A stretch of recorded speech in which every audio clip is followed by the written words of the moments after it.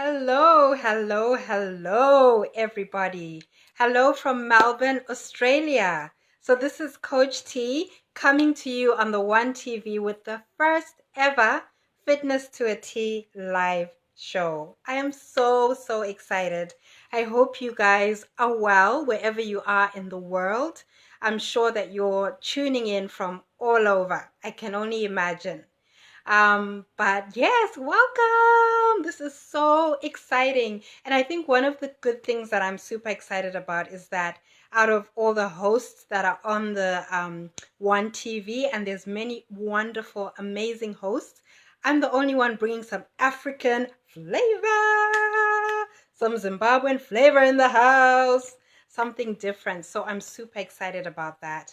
So guys, today, the first show, I'm really going to be introducing myself so that you get to know me, and we're going to be taking a journey together. It's not just going to be a show where I'm lecturing you and teaching you. We're going to be taking this journey together. So in order for us to take the journey together, of course, you have to get to know me. You have to know, well, how did I start out in fitness? What makes me tick? Who am I? Where am I from? Etc., etc. So just to introduce myself, my first name is Teorai. That's my full name. I'm from Zimbabwe originally. Everyone calls me T, hence the name, the business name, Fitness to a T, a play on T. So I'm from Zimbabwe. I am 39. I'm going to be 40 years old this August. I can't even believe I'm going to be 40, but there you go.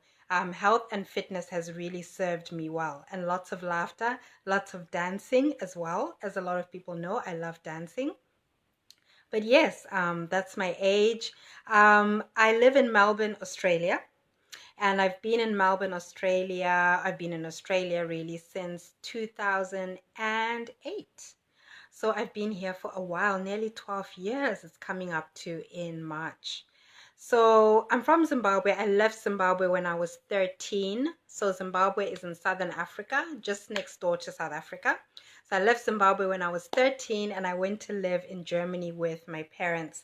My dad was an ambassador in Germany, ambassador to Germany from Zimbabwe. So I was in Germany for 6 years. It was a fantastic time. And everyone always says, do you speak German? Well, I speak a little bit of German.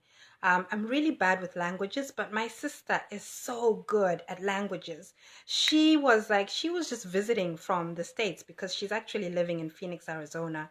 And she would come to Germany and she would do language classes and she'd pick it up like that. And I was like, what the hell is wrong with me? But hey, you can't be good at everything. So my sister's fluent in German, French, my own native language, and English, of course. But anyway, moving on from the languages bits, I was in Germany for 6 years.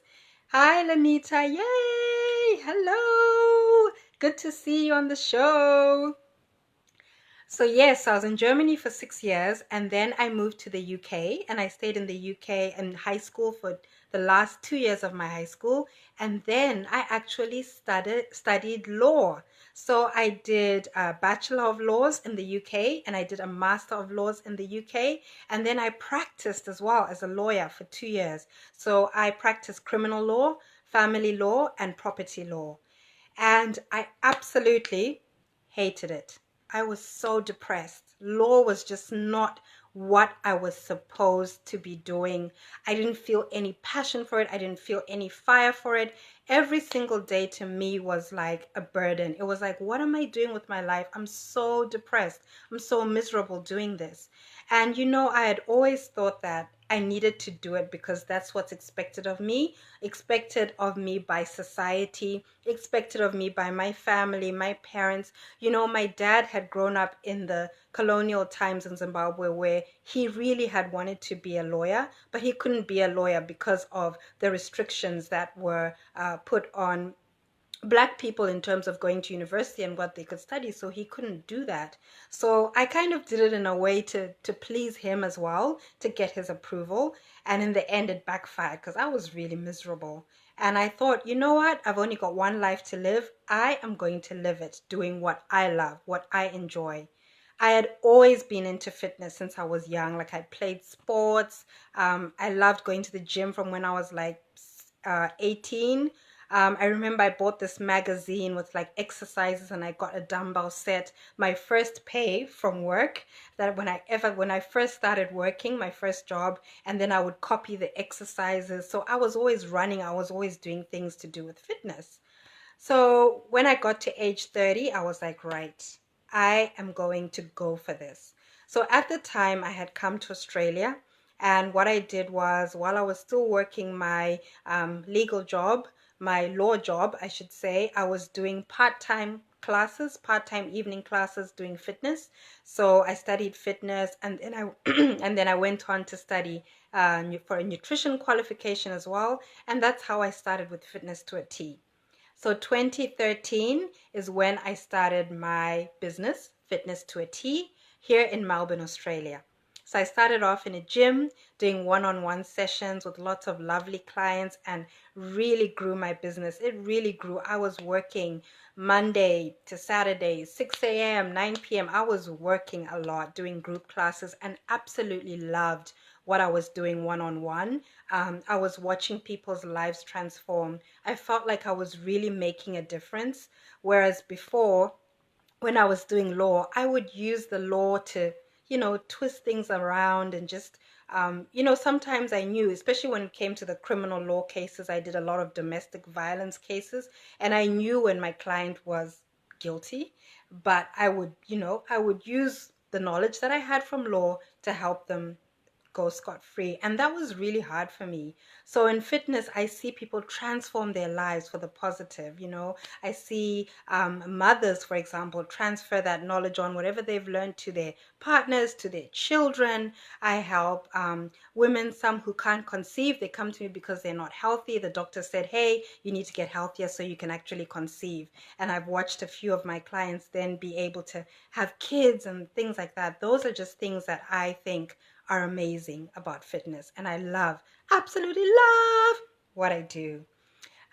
So to carry on with the journey as well, once I'd been doing one-on-one for a while, I realized that I was getting really burnt out. While I loved doing what I did, I wanted to be able to use my skills, but in a way that was not going to impact my health and fitness as well, because I was getting really tired, obviously. So I decided to go onto the online space. So I started the kind of lawyers we need. Yes. Yes. So I went into the online space. And I set up an online part of Fitness to a T. And now Fitness to a T is primarily online, unless I'm doing things with corporates or going into companies where I'm teaching people one-on-one, teaching the staff to be healthier and so forth. So what I do online is that I have customized one-on-one programs. And once my clients sign on, so you do a consult with me, once you sign on, you can go into the Fitness to a T phone app. That is a private app that is specifically for clients, and you can see your exercises. You have the structure of all your programs and how you're going to do things, and you can see all of that. You can see me doing the exercises, and then I also give you a nutrition plan as well.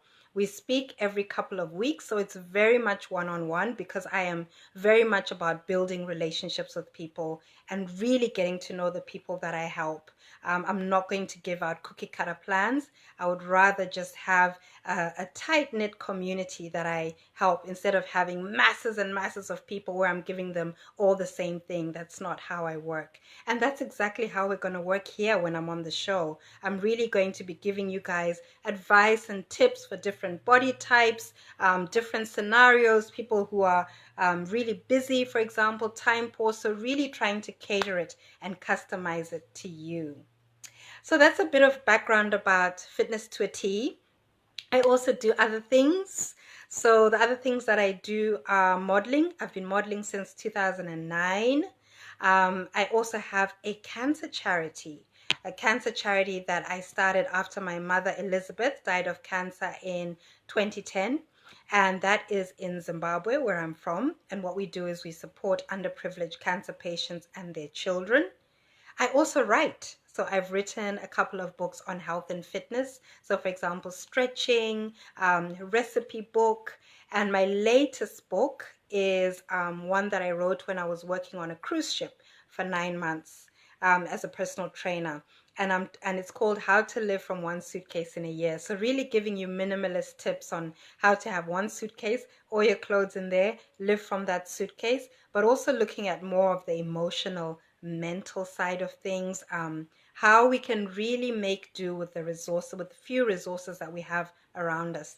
Because I think for me, in my personal journey, I used to think that the more things I have, the more external things I have, the happier I'll be, or the more I'll be able to achieve. But that's not necessarily true. So, guys, in the title of the show, I did say to you that I'll be telling you about how you can use fitness as a life support.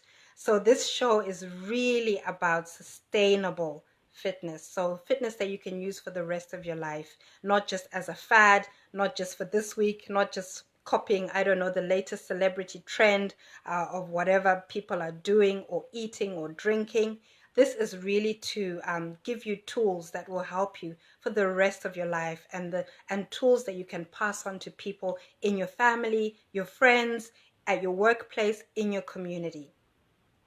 So one of the things that really relates in terms of my journey and how I can give back to you guys is I've been through a lot of personal traumas and tragedies. So if I can give some examples, of course, I told you about my mom passing away from cancer. That was 2010, and that was really hard, a really difficult time. And I think growing up, I had never ever been really taught how to deal with difficult emotions. So I really use fitness as a way to help me channel all those feelings of depression, the feelings of anxiety, feelings of frustration. You know, my mom's gone, feelings of even abandonment. How did I use fitness to do that? I did, and I'm going to be giving you the tools of how you can use fitness as your support to just uplift you. Because when your foundation is healthy, your body is healthy, emotionally, you're just at a better place than if you were unhealthy. I've also had my dad pass away 2 years ago. That was really tough as well. Again, I use fitness to support me through that. I'm also going through through a divorce, coming out at the end of that divorce, going to be divorced soon, and I've used health and fitness to support me. So, you know, sometimes in my journey, I've been through so many difficult times, so many difficult emotions. I've been through depression, I've been through anxiety, and now I'm very open about that because I know that a lot of people struggle with that. And sometimes, you know, people wouldn't even know what I'm going through because I would still be exercising. I would still be making sure that I'm eating the right foods that I know have qualities, for example, herbs, to support me emotionally, to support me mentally. And that's really helped me. Otherwise, I literally could have broken down and not been able to continue with my journey. So, I think that's all I want to say about that. What I'm going to do now is just give you a few tips on how you can use fitness as a sustainable way in your life, or a sustainable tool in your life. And I think the first tip that I want to give you is that Rome wasn't built in a day, and it was built one brick at a time. So if you're just starting out in your fitness journey, as we are all in this first episode, we're all starting out together. If you're wanting to have a sustainable fitness journey, you have to accept, you have to come to the realization that it takes time. It's not something that's going to happen overnight. It's something that you're building consistently every day, every week, and those habits add up. When you start off with your fitness journey, it's going to feel uncomfortable. For example, if you're someone who's really busy, let's say you run a business, or you know you have really crazy work hours, and you're thinking, how am I ever going to fit fitness in? It's going to be so hard. I can't do it. The first thing is you need to say to yourself, I can find the time. When you want to do something with all your heart and you know it's for your health, you can find the time. Even if it's uncomfortable to start off with, as it is for many people, it's uncomfortable to do that first step, but you can do it and you can fit it in. So it's just doing it until you start getting comfortable. The second tip I can give you is to be realistic. Excuse me. So be realistic. So for example, an example that I can give you is, excuse me guys, I'm having a bit of a blooper coughing fit over here. So an example I can give you is if you're someone who has, let's say, a naturally curvy body, and you're wanting to be, I don't know, to want to go the complete opposite side, you need to be realistic in terms of what your body can do. Also, if you're the opposite end, if you're someone who's naturally lean, but in your mind you want to become really, really curvy, you have to have realistic expectations and you have to work with what you've got. So part of that is really coming to a place of acceptance about your body type, acceptance about what your body can do, acceptance about limitations that you might have, even equipment or even your budget as well. So really working within the constraints of what you've got and coming to a place of embracing yourself and saying, hey, you know what? I really want to focus on being the healthiest version of me. I don't want to focus on comparing myself to somebody else, comparing myself to Coach T, or comparing myself to some celebrity that you think, oh wow, their body looks amazing. Because when you stop comparing yourself, guys, that's when the real journey starts and you really get into that great place of acceptance. So going on to my third tip, I've got four big tips. So the third tip is having a goal. Of course, we all need to have a goal long term in terms of our health journey. You need to either write it down or speak it out loud. Tell someone that you can be accountable to that, hey, this is my goal. Maybe your goal is to be able to do 10 push-ups by the end of the year. Maybe your goal is to just be healthier in terms of how you feel. Maybe to have more energy, which is something that a lot of people are wanting because, you know, with the way that our lifestyles are so busy nowadays, a lot of us are getting really tired. So using exercise and using the right nutrition can really help to give you more energy. So it might be just simple things like that. Once you have your goal, then you break down your goal into little bits.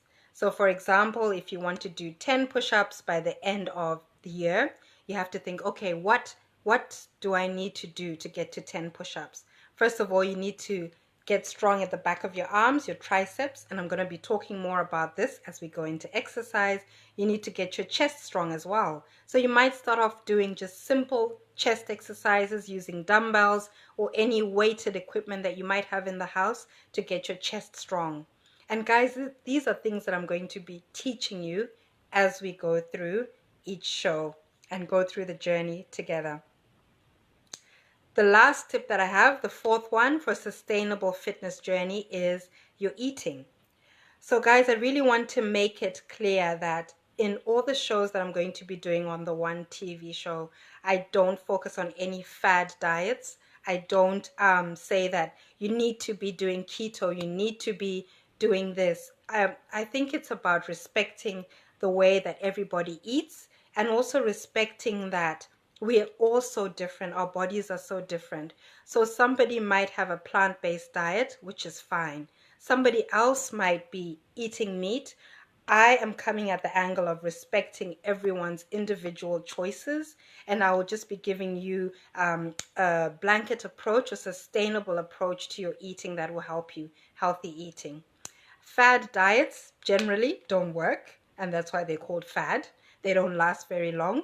So, you know, more power to you if you're doing a fad diet and you've been able to do it for a very long time. Fine, that, you know, some people can do that. But if you want to really sustain your eating over a long period of time, you need to get to a point where you understand what works for you, understand what your body needs and what you can cope with in terms of maybe your family environment, the things that you can afford, and so forth. So I'm going to be giving you sustainable eating tips. Okay, so those are my top tips for sustainable fitness.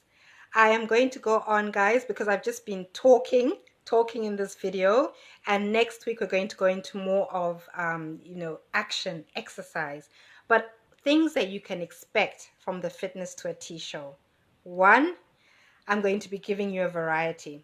So sometimes I will do shows where I'm just talking. I really want to be able to start interacting with you guys as the show builds as well. So make sure that if you have any specific topics that you want to talk about, or you want me to highlight on the show, that you send a message to the WUNTV private inbox, and you can ask me directly about certain questions. For example, how to increase your metabolism, which is better, cardio or weights, what is weights, what can I do for what are the best exercises for abs, for arms, legs, etc. You can ask me those kind of questions. I will be having shows where I specifically focus on different exercises for legs, for glutes, and most of the workouts that I'm going to be showing you are home-based workouts. So things that you can do anywhere, whether you're traveling in a hotel, in your house, and you don't have to have equipment. So I'm going to do body weight workouts, and I'm also going to do workouts where they're weighted, but you don't necessarily have to go and invest in a dumbbell set or Swiss ball or any of that kind of thing. You can actually just use anything in your house. So a heavy tin of food, a water bottle, a full one, of course, as a weight, and things like that. I'm also going to be bringing people on that I interview. So it might be one of my clients or some of my clients that are based in Melbourne. It might be different people, let's say in the mental health, the mental health field, therapists, physiotherapists, people who are linked in with helping you have a better fitness journey. So interviews. I'm also going to be doing recipes as well, so telling you about different foods that you can use to boost your mental health, emotional health, physical health as well. And for next week, what we're going to start off with is activation. So when I talk about activation, what I mean is before you even start on your fitness journey, before you start on any exercises, you need to know how to activate certain muscles. So the first one we're going to learn next week is the core. How do you activate your core? The core is the center of your body, so it's really, really important because that's what holds you up. That's what helps you to reach for something on the shelf, helps you to pick something down on the ground. So the stronger your core is, the more sustainable your mobility will be over time. So I'm going to be teaching you how to activate that right from within. Because some people do like 100 sit-ups. If you're doing 100 sit-ups, something is wrong. It means you're not doing it correctly, because you cannot get to 100 sit-ups if you are activating your core in the correct manner. If you're activating your core in the correct manner, you'll be able to do 10 sit-ups, and by 10 you'll be like, wow, I can really feel that. So I'll be teaching you how to activate your muscles, starting off with the core. I'm also going to teach you how to activate your back muscles. The back is very important because it's a major muscle group. And for those people who want to lose weight, working your back means that you use a lot of calories from that area because it's such a big muscle group. So it's a very important area to be able to activate. I'm going to be talking also about how to activate other parts of the body as well. Then we'll go on to our exercises. So guys, I can see that there's a few people who've joined, which is great. I hope that you've enjoyed the first episode of the Fitness to a T TV show on the WUNTV. I've just been giving you a little bit of an introduction about myself, my personal story, how I've used fitness to sustain me, and also giving you some tips that I think are fundamental as you move forward in starting a sustainable fitness journey. And then I just finished off with what the shows will comprise of. So it's been great being on the show, and I look forward to seeing you in the next show that's going to be in 2 weeks' time. Wednesdays, 2 p.m. Melbourne time, and 7 p.m. on Tuesdays, Pacific Standard Time. So I hope you have a great day, night, afternoon, wherever you are in the world, and I will see you in the next show. Okay, guys, take care. Bye.